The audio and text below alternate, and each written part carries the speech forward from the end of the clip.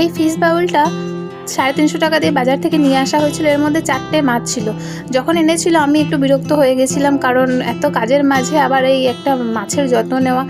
2-4 দিনের মধ্যে 3-4টে মাছ মারা গেছিলো। আর তখন জলটা এত বাজে গন্ধ করতো যখন 4টে মাছ ছিল। তো 3টে মাছ মরে যাওয়ার পরে এই একটা মলি ফিশ টিকেছে। এর 1-2 মাস প্রায় হয়ে গেল, ভালোই আছে। তো ওখান থেকে একটা খাবারও দিয়েছিল আর বলেছিল সারাদিনে 4টে দানা দিতে। তো এই মলি ফিশটা যখনই কেউ কাছে যায় তখনই ও খাবার খাওয়ার আশা করে। আমি সারাদিন ওকে 10 থেকে 12টা দানা দিয়ে দিই।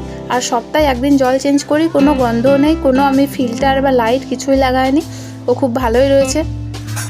যত সময় যায় মানুষের ভালো লাগার পরিবর্তন হয়। প্রথমে আমি এটা পছন্দ না করলেও এখন আমার বেশ ভালোই লাগে এটাকে।